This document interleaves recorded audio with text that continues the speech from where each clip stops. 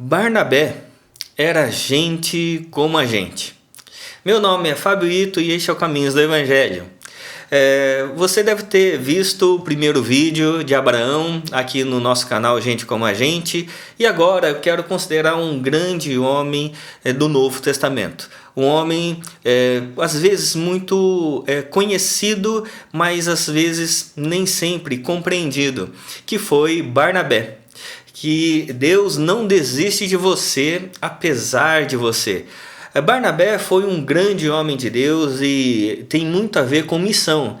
E eu quero considerar esse personagem bíblico porque ele mostra a maneira como Deus, como a igreja, cuida de nós, como Deus não desiste de nós apesar de nós. É por isso que eu quero ler um trecho da Escritura Sagrada que está lá em Atos capítulo 4, verso 32, que vai dizer assim: da multidão dos que creram era um coração e alma. Acho lindo isso. Ninguém considerava exclusivamente sua nenhuma das coisas que possuía. Tudo, porém, lhes era comum. Com grande poder, os apóstolos davam testemunho da ressurreição do Senhor Jesus, e em todos eles havia abundante graça. Não havia nenhum necessitado entre eles, porque os que possuíam terras ou casas, vendendo-as, traziam os valores correspondentes e os depositavam aos pés dos apóstolos. Então se distribuía a cada um conforme a sua necessidade. A igreja não era só o lugar da arrecadação, mas da distribuição. Então, José, a quem os apóstolos chamavam de Barnabé, que quer dizer filho da consolação, um levita natural de Chipre, vendeu um campo que possuía e trouxe o dinheiro e o depositou aos pés dos apóstolos. É interessante esse texto porque Barnabé vai ser chamado aqui filho da consolação. E Barnabé vai ser um grande homem de Deus, aqueles homens que sempre estão na igreja cuidando das pessoas, interessados por elas. E quando Barnabé ele está ali na comunidade apostólica e tem um problema num lugar chamado Antioquia, porque estava acontecendo uma coisa muito estranha. Gentios, pessoas fora da comunidade judaica estavam se convertendo, crendo em Cristo Jesus. E aí a comunidade apostólica que estava em Jerusalém chama Barnabé e falou: Barnabé, vai lá conhecer e ver o que está acontecendo lá, esse negócio muito estranho. E Barnabé vai para Antioquia, no capítulo 11 de Atos. E quando ele chega, ele fica maravilhado porque ele vê a graça de Deus. E quando ele vê a graça de Deus, fala assim: olha, eu preciso cuidar desse povo. Então ele vai atrás de Saulo, que depois viria a ser Paulo. Então quando ele vai atrás de Paulo, porque Paulo tinha se convertido no capítulo 9 de Atos, mas quando ele se apresentou aos apóstolos, os apóstolos ficaram com medo e mandaram ele de volta para casa, lá em Tarso. Então, quando agora Barnabé vê que ele precisa cuidar daquele povo em Antioquia, ele vai até Tarso, chama Paulo, fala assim: Paulo, vamos comigo que a gente tem uma missão agora. E aí no capítulo 11, no capítulo 12, essa igreja começa a expandir, começa a crescer no pastoreio de Barnabé e de Paulo. Nesse início, o nome de Barnabé sempre vinha primeiro, porque ele que pastoreava, ele que conduzia as coisas. E essa igreja ela cresce de tal forma e ela é tão incrível na sociedade que a cidade chamava as pessoas do caminho, aqueles que haviam crido em Jesus, chamavam pela primeira vez de cristãos. Pela primeira vez e que se tem esse nome identificando as pessoas que creem em Cristo Jesus de cristãos, ou seja, de pequenos cristos.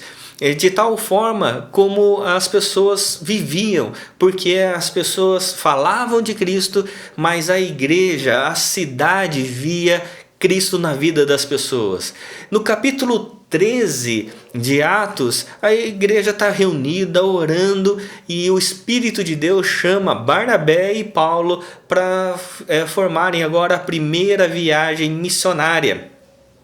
E eles vão para a primeira viagem missionária, levam junto João Marcos, mas João Marcos ele fica com medo no meio do caminho, volta embora. E a primeira viagem missionária é incrível, várias igrejas sendo plantadas, o Espírito de Deus agindo na vida de Barnabé e de Paulo.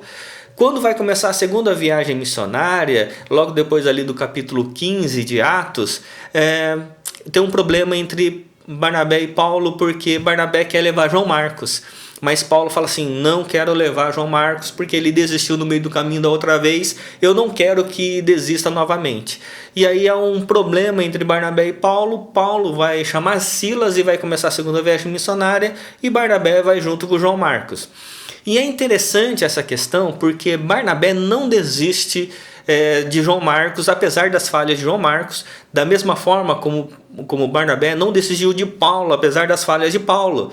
E Paulo vai ser o grande teólogo do Novo Testamento, mas João Marcos, esse que havia desistido na primeira viagem, que foi abraçado por Barnabé, vai ser aquele que vai escrever o Evangelho de Marcos. Talvez dos evangelhos, dos 4 evangelhos, o mais missional. Por isso que é interessante isso, porque tanto Paulo, o grande teólogo da missão, quanto Marcos, que escreveu o grande evangelho missionário, foram abraçados por Barnabé. É interessante isso, por isso que a igreja é um lugar diaconal, pois é o lugar dos Barnabés, onde os que foram abandonados são abraçados e cuidados. Deus não desiste de nós apesar de nós. A igreja toda é um Barnabé, onde aquelas pessoas que foram excluídas, foram abandonadas, foram rejeitadas, mas que são abraçadas por uma igreja diaconal, cuidadora, que ama, que ampara, que ensina e que manifesta as virtudes de Deus, manifesta a graça de Deus. É por isso que Barnabé é gente como a gente, um homem de Deus, um homem incrível, né, que tem muito a ver com missão. Não que ele tenha sido o grande teólogo da missão ou o grande evangelista da missão, mas foi aquele que abraçou e que proporcionou uma transformação de vida, um ensino inicial para que Paulo fosse o Paulo, para que o João Marcos fosse o Marcos do Evangelho ali escrito por ele. É por isso que muitas vezes você tem grandes homens de Deus, mas que não são os protagonistas, são aqueles que estão nos bastidores, são aquelas pessoas que estão cuidando de gente que está fazendo, são aqueles que estão abraçando aqueles que foram rejeitados.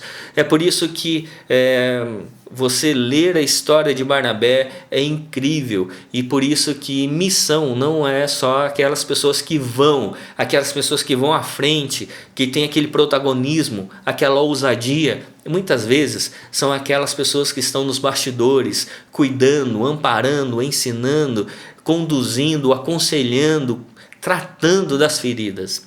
Por isso, a história de Barnabé, para mim, é sensacional, incrível e muito motivante. Por isso, minha oração por mim e por você é que possamos conhecer mais Barnabés, para nós sermos cuidados, amparados. A graça de Deus tem sido muito preciosa na minha vida, e eu tenho conhecido muitos Barnabés ao longo da minha trajetória cristã. E bendito seja Deus por isso, porque se eu estou aqui hoje é porque tiveram homens e mulheres que cuidaram de mim nas minhas dificuldades, nas minhas dúvidas, nos meus erros, nas minhas falhas, mas eu fui sempre abraçado por homens e mulheres que me conduziram, que me mentorearam. E também não só orar para que nós tenhamos Barnabés, mas para que sejamos Barnabés, para que possamos olhar para o lado e ver pessoas que muitas vezes ninguém acredita, mas Deus acredita nelas, então nós acreditamos e cuidamos. Que possamos ser assim. A minha oração é para que sejamos Barnabés, para que cuidemos de pessoas da mesma forma como Deus não desiste de nós, nós não desistirmos de ninguém, porque Barnabé é gente como a gente. Que Deus abençoe, em nome de Jesus, amém.